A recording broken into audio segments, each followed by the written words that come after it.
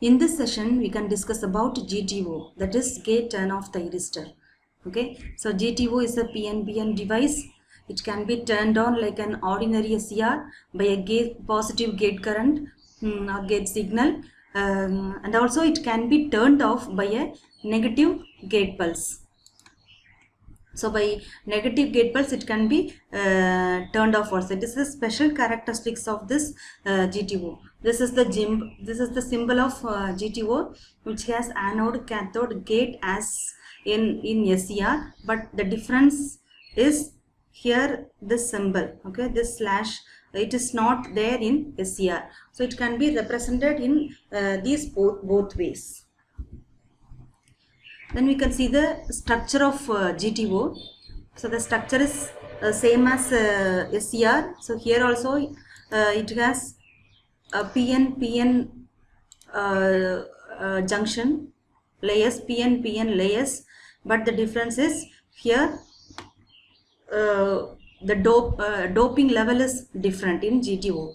So P plus N minus P, N plus with the cathode, and P plus with gate signal, and P plus with anode. Okay, P plus means highly doped p-type material, N minus means lightly doped N material. Okay, if we want to turn on the GTO, we can give the positive signal to this gate and negative terminal to this cathode.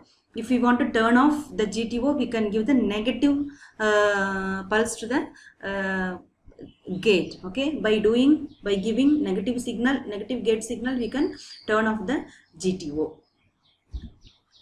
Now we can see the VI characteristics of GTO. So this characteristics also is same as SCR. So in reverse biased condition, means the anode is connected to negative terminal with respect to the cathode.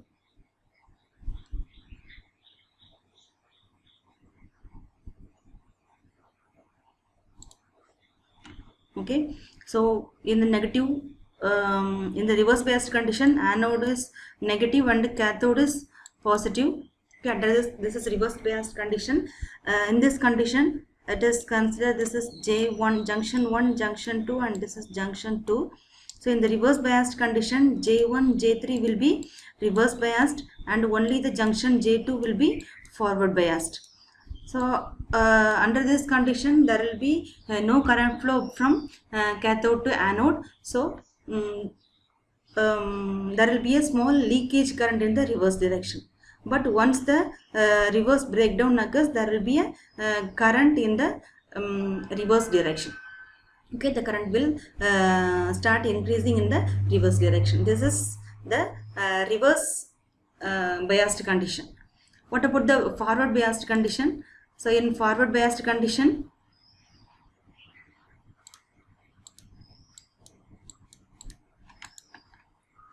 sorry, it takes time. Okay, in forward biased condition, this will be positive with respect to this cathode. Anode is positive with respect to cathode. So under this condition, this is junction 1, junction 2, and junction 3. Okay, so here under this forward biased condition, this junction 1 will be forward biased. Okay, junction 1 will be forward biased condition, and junction 3 also forward biased, and junction 2 is reverse biased. So under this condition also, because of this reverse biased junction, there is only leakage current flow. Okay, but when you increase this forward voltage, then it's after this forward break or voltage, the GTO starts its conduction. Okay, so this is the forward biased condition. So to turn off thyristor, we can give the negative signal to this gate, okay, with respect to cathode. So by applying this negative gate signal, we can turn off the thyristor. Next, we can see the salient features of GTO.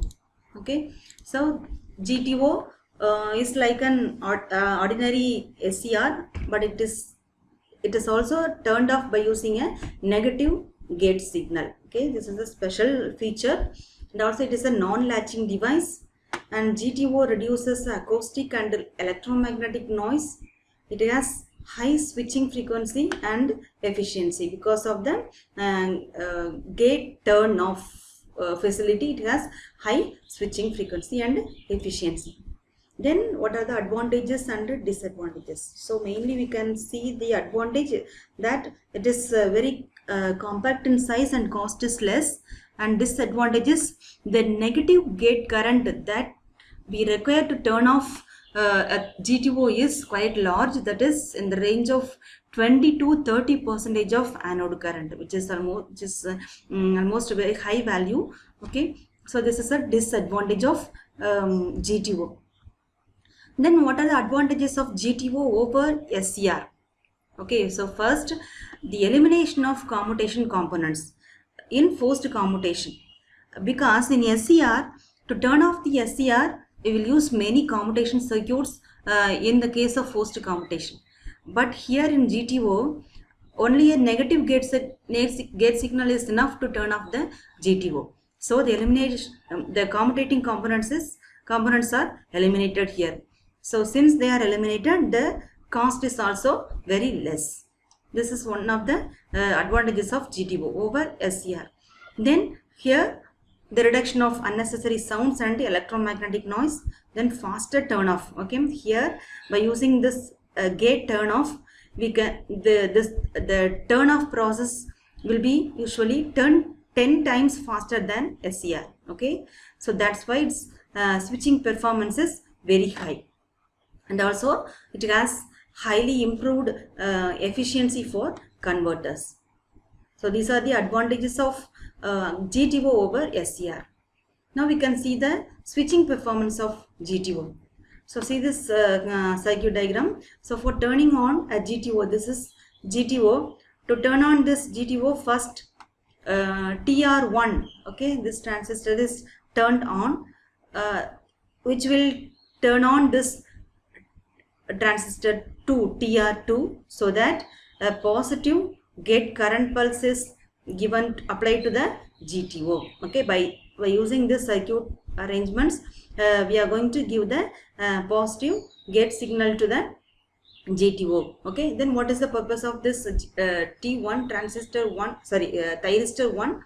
Okay, this thyristor is used to apply a highly negative gate current pulse. Okay, this arrangement is for providing positive gate pulse, and this arrangement is for providing negative gate pulse. Okay, we can see the performance. First, the gate turn on characteristics is similar to a thyristor. Okay, total turn on time consists of delay time, rise time, spread time. Okay, so turn on time can be reduced by increasing its forward gate current. But the gate turn off characteristics is different from SCR. You can see it now. So it has 3 periods: storage time, fall time, and tail time. So the gate turn off time TQ is equal to the summation of the TS and TF and also TT, that is storage time, fall time, and tail time.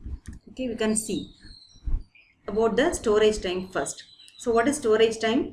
So during this period, the anode voltage, this is the anode voltage and this is the anode current. Okay, both remain constant. Okay, anode current and anode voltage remain constant.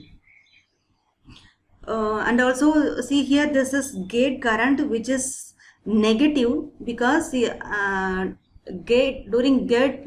during turn off time we will give the negative gate current. So the current is negative, gate current is negative now.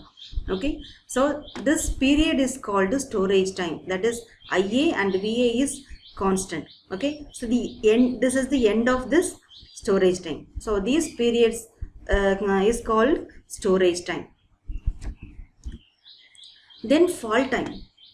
Okay, so after this TS, that is after this storage time, this anode current begins to fall and the anode voltage begins to rise. Okay, so this period is called fall time.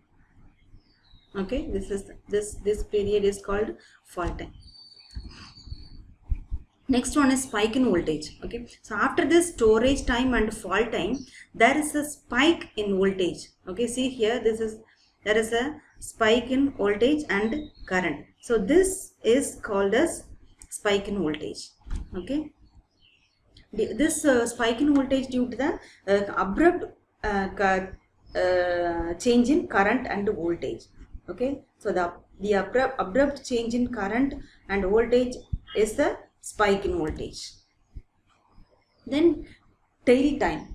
Okay, so during this time, the anode current and voltage, okay, this is anode current and voltage, so move towards the turn off value.